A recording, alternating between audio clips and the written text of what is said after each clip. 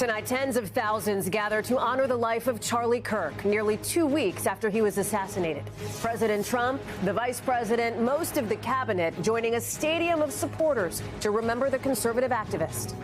Charlie, my brother, we love you, we miss you, and we will not let you down. The message from Charlie Kirk's widow, Erica, the reunion between the president and Elon Musk, plus the FBI director's new update on the investigation.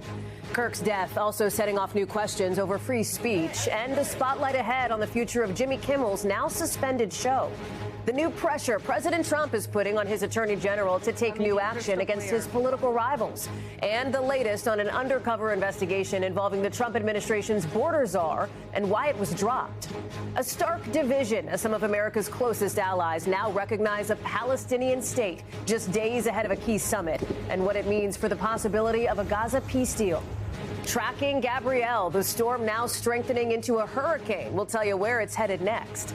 The future of TikTok and late developments today on just who may take it over, what it means for millions of users. This season's dilemma for some Buffalo Bills fans to cross the border or not to see their favorite team play. Why what's happening in Washington is testing their loyalty. And there is good news tonight about this boy's selfless act that doctors say saved his father's life. This is NBC Nightly News with Hallie Jackson. Good evening. We begin tonight with the massive memorial service for Charlie Kirk. Tens of thousands of people packing an Arizona stadium to honor the life of the conservative activist who was assassinated less than 2 weeks ago in Utah. President Trump speaking right now at an event that is part commemoration and part call to action, with a who's who of the MAGA faithful looking to galvanize a generation of conservatives in Kirk's name. His killing setting off a series of new questions and new concerns reverberating tonight well beyond Arizona about the future of free speech in America. We have team coverage tonight, starting with Garrett Hake in Glendale. Garrett, good evening. Hallie, good evening. The president took the stage just a few moments ago after a program that included many of the leading voices in the Republican Party, all here to pay tribute to Charlie Kirk.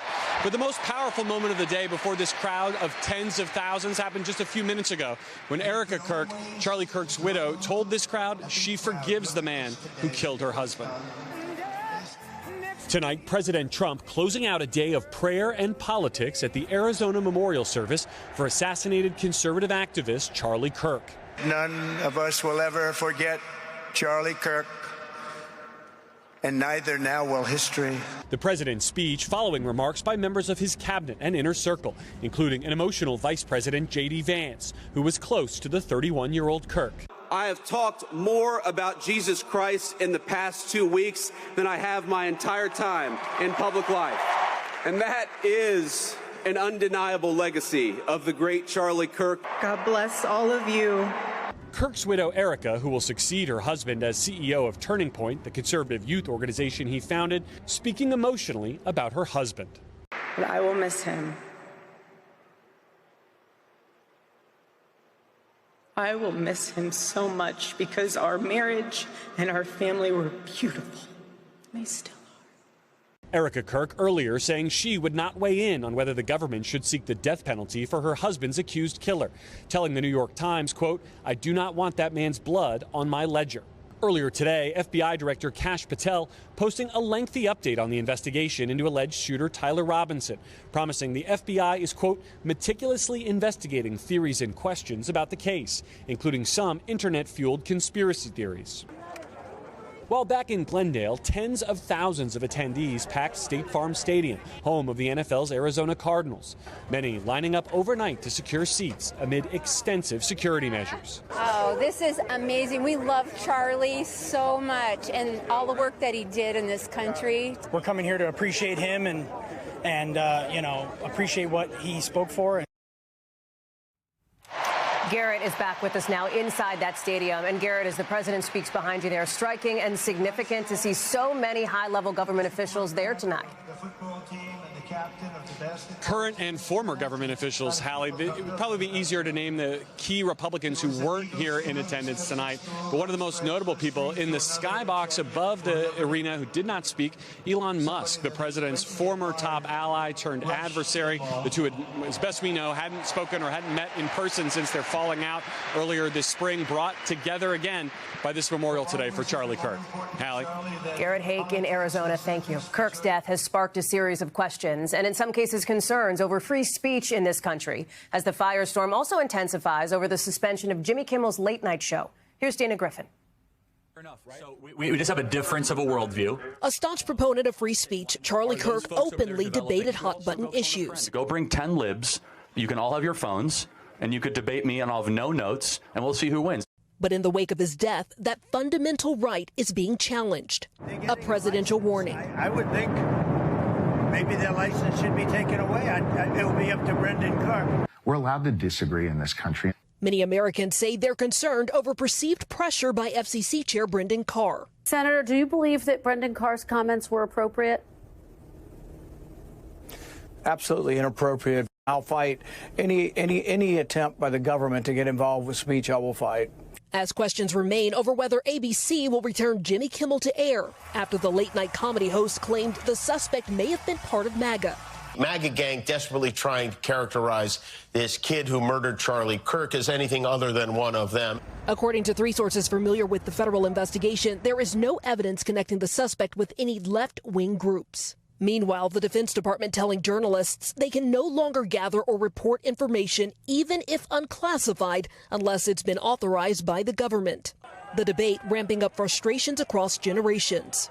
The country has gone into a terrible discourse, and it needs to stop and turn it off so that we can all get along. He had the right to say that, but there are still consequences for your actions. Turning Point USA also weighing in at Charlie's memorial. We believe free speech is there to protect even ugly speech, vile speech, and there should be no classification for hate speech. Dana Griffin is joining us now. And Dana, as you note, that free speech debate very much in the spotlight at the memorial service behind you. Absolutely, and many people agree that speech should not be suppressed. Don Jr. even saying that when we disagree with people, we shouldn't silence them, definitely not sink to violence, adding, we win with our ideas. Hallie? Dana Griffin live for us in Glendale. Thank you.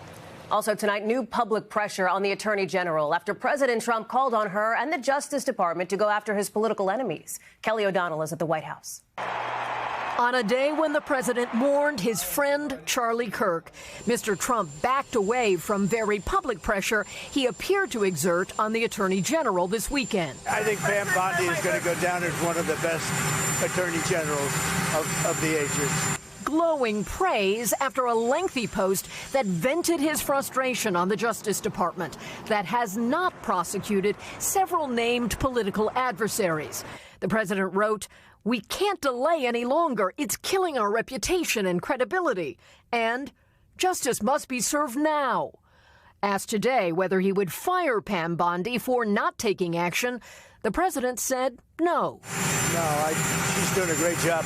But the president's post calling for prosecutions set off alarms in both political parties. This is the path to a dictatorship. We need to get politics out of the judicial system. This comes amid allegations around Trump border czar Tom Homan. It's not okay to enter the country illegally. It's a crime. In an FBI undercover operation last year, Homan accepted $50,000 in cash after telling agents who posed as businessmen that he could help with future Trump administration contracts, according to multiple sources and documents reviewed by MSNBC. According to that report, the case stalled after Mr. Trump returned to office. Trump appointees closed the investigation in recent weeks, according to 2 sources. The FBI director and deputy AG responded to the report that current officials reviewed the findings. They found no credible evidence of any criminal wrongdoing. And the White House called the investigation blatantly political. Kelly is joining us now from outside the White House. And Kelly, there's also a separate dispute over pressure to prosecute, right? That involves a U.S. attorney in Virginia who resigned Friday. The president said he was fired after declining to prosecute New York's Democratic Attorney General Letitia James. The president also said he wants one of his former personal attorneys to take over that role long term. Hallie? Kelly O'Donnell at the White House, thank you.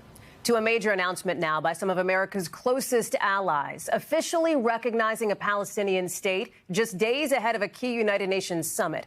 And as our Danielle Hamamjian reports, it's showing the sharp divisions in the support for Israel globally.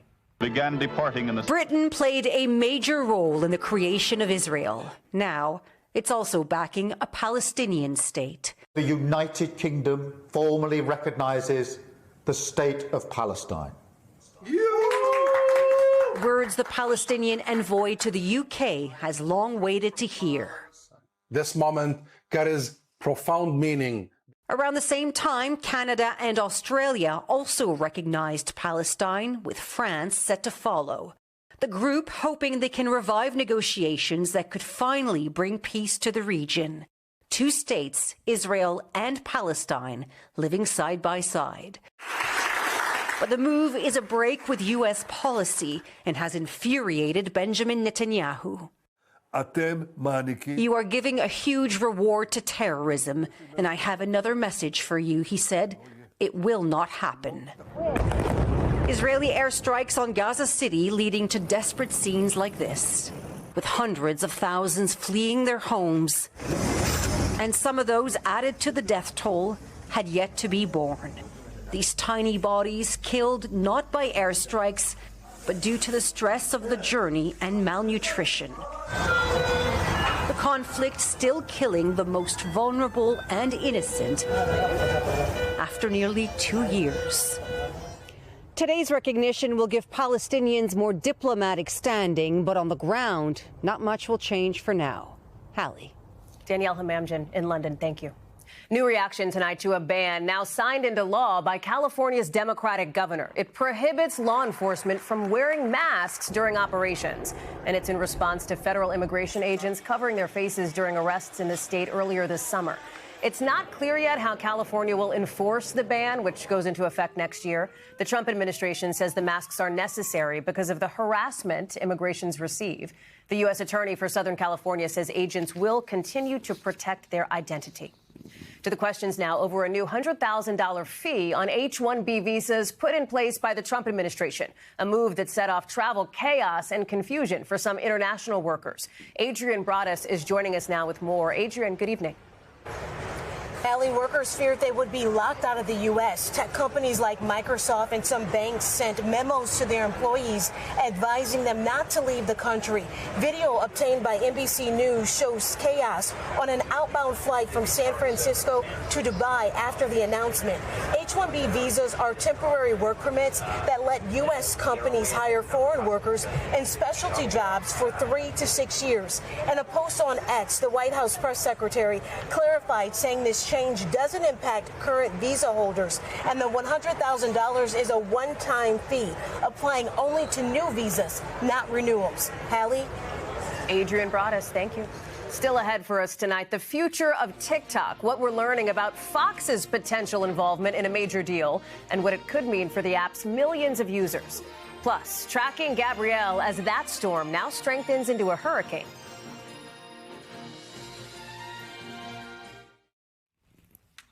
Back now with some breaking news. Gabrielle, now a Category 1 hurricane, gaining strength in the Atlantic. Right now, it is east of Bermuda, but expected to turn away from that island without making landfall there. Gabrielle is the 7th named storm of the season. You see the track. Some big changes now in the works for millions of TikTok users, with new details on a deal to let the app keep operating in the U.S. with some key changes, and the family behind Fox potentially getting involved. Here's Maya Eaglin.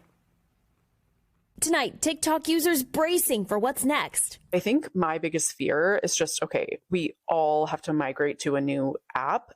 As the White House outlines what a new U.S.-controlled app could look like and who could be involved. President Trump suggesting the Murdochs will have a role. Really great people, very prominent people.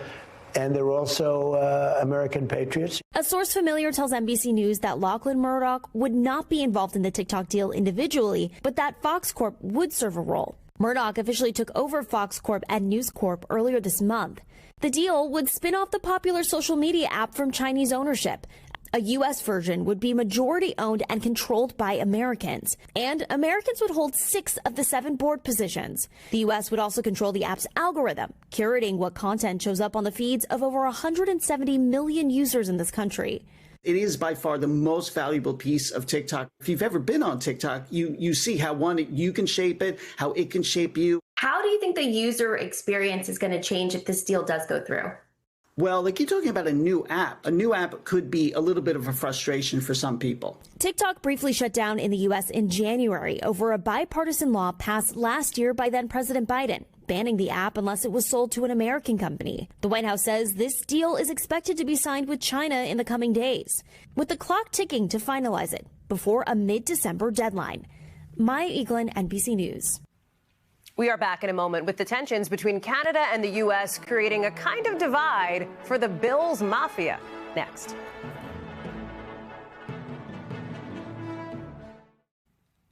With the NFL season in full swing, some Buffalo Bills fans say they're struggling to balance their love of the game with pride in their country. As Ryan Nobles discovered, American football may be a bridge too far for some Canadians. Matt Granito is a longtime Bills fan and a lifelong Canadian. This is football. This is where you get away. Those two things have never come into conflict for him.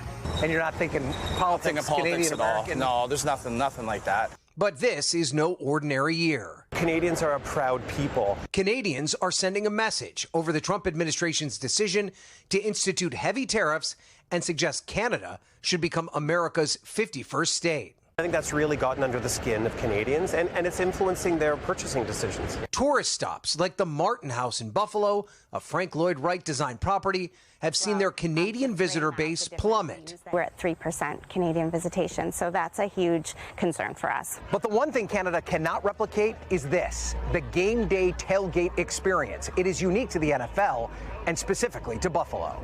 Crossing the border was a tough decision for Lindsay Teal, the mom of a rabid Bills fan. I just don't cross the border right now, and I used to go a lot. This is the first time I'm doing it just because they really wanted to come to the game, and I didn't want to miss it with my kids. The Western New York metro area is among the smallest in the NFL. But when you include the booming metropolis of Toronto, a 3-hour drive from the Bills Stadium, the potential for Bills fans explodes. Tim Graham covers the Bills for The Athletic. They make up 15% of the Bills season ticket base, roughly. And that's a lot of people for a small market team especially. Across the border. Hi, how are you? At Manhattan Sports Bar in St. Catharines, Ontario, Bills Sundays are packed. For 3 hours a week, the only country you got to worry about is Bills country. These fans love their team, but are paying much closer attention to where their money goes. You've been a lifelong Bills fan. 51 years. Even when it comes to football. As much as I love the Bills and the new stadium and everything, I would never go over. I'd just watch it on TV. Back in New York, it's clear that for fans like Granito, politics and football don't mix. We've always been so close as countries, right? So, I mean, it's going to get settled one way or the other. He loves his country, but has already signed up for Bills season tickets in their new stadium for the next 30 years. Confident his team will finally win the big one soon. Yeah, Super Bowl would just be the icing on the cake.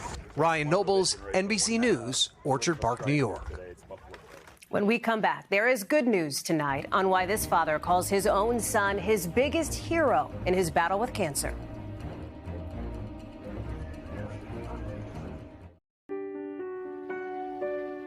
There is good news tonight about a second chance at life and the extra special bond between a father and son. 10-year-old Stephen Mondak isn't just a teammate. There you go. For his dad, Nick, he's a workout buddy. Big hug. And his hero. When Nick suffered a relapse of leukemia back in April, he desperately needed a stem cell donation to save his life. No matter how hard he looked, he couldn't find a match. But then, an idea. At what point did you look to your right and think maybe that could be an option? I'm thinking about my sons. I'm thinking about how much I still want to be around. And it kind of hit me that I'm not ready to go yet. And the doctor came in, I looked at him and said, could a 9-year-old who's 70 pounds donate enough stem cells to save me?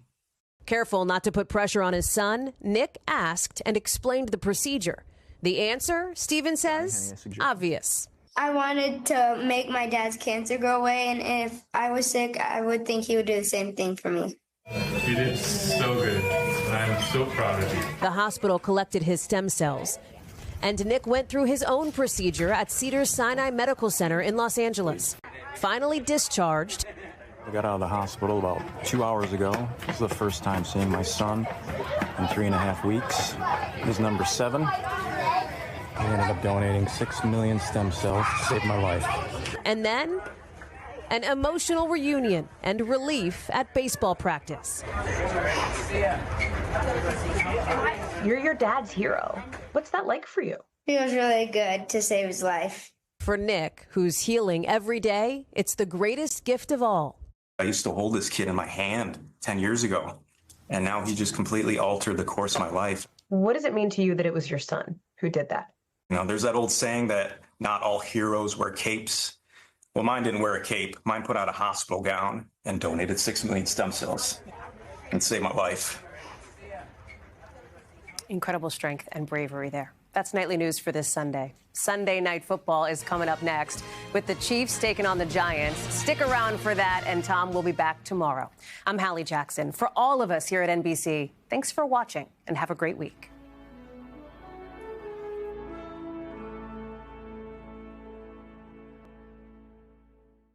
We thank you for watching, and remember, stay updated on breaking news and top stories on the NBC News app or watch live on our YouTube channel.